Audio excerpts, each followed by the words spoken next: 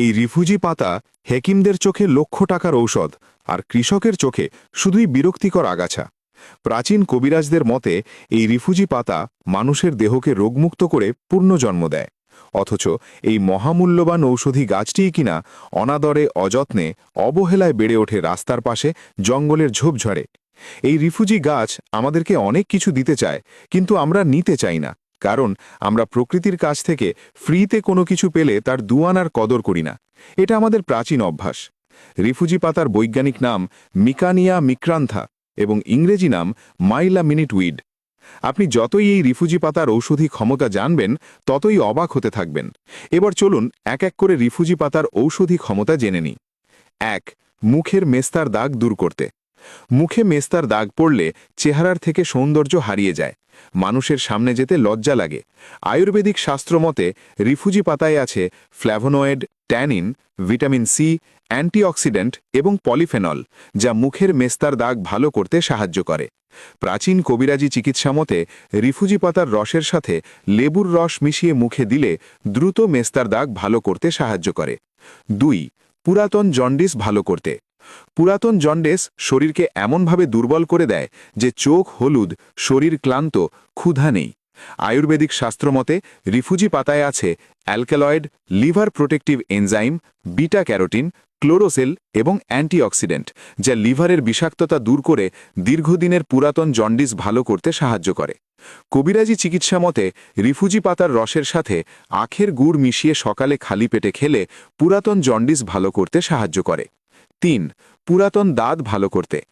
দাঁত এমন এক চর্মরোগ যা দিনের পর দিন চুলকানি, জ্বালা আর লজ্জার কারণ হয়ে দাঁড়ায়। আয়ুর্বেদিক শাস্ত্রমতে রিফুজি পাতায় আছে অ্যান্টিফাঙ্গাল উপাদান, ট্যানিন, স্যাপোনিন, ফ্ল্যাভোনয়েড এবং ভিটামিন ই, যা ছত্রাক ধ্বংস করে পুরাতন দাঁত ভালো করতে সাহায্য করে। কবিরাজি চিকিৎসা মতে রিফুজি পাতার পেস্টের সাথে কর্পূর অথবা লবণ মিক্স করে দাঁতে প্রলেপ দিলে দ্রুত পুরাতন দাঁত ভালো করতে সাহায্য করে। ৪. ডায়াবেটিস নিয়ন্ত্রণে। ডায়াবেটিস এমন এক নীরব ঘাতক যা ধীরে ধীরে শরীরের প্রতিটি অঙ্গকে ক্ষতিগ্রস্ত করে। চোখ, কিডনি, হৃৎপিণ্ড সবকিছু ঝুঁকিতে পড়ে যায়। আয়ুর্বেদিক শাস্ত্রমতে রিফুজি পাতায় আছে ইনসুলিন সদৃশ উপাদান, ক্রোমিয়াম, ম্যাগনেসিয়াম, পলিফেনল এবং ফাইবার, যা ডায়াবেটিস নিয়ন্ত্রণ রাখতে সাহায্য করে। কবিরাজি চিকিৎসা মতে রিফুজি পাতার রস অথবা পাউডার খেলে ডায়াবেটিস নিয়ন্ত্রণ রাখতে সাহায্য করে। ৫. প্রস্রাবের ইনফেকশন ভালো করতে। প্রস্রাবের ইনফেকশন এমন যন্ত্রণা দেয়, বারবার প্রস্রাব, জ্বালা, ব্যথা, যেন শরীরের ভেতর আগুন জ্বলছে।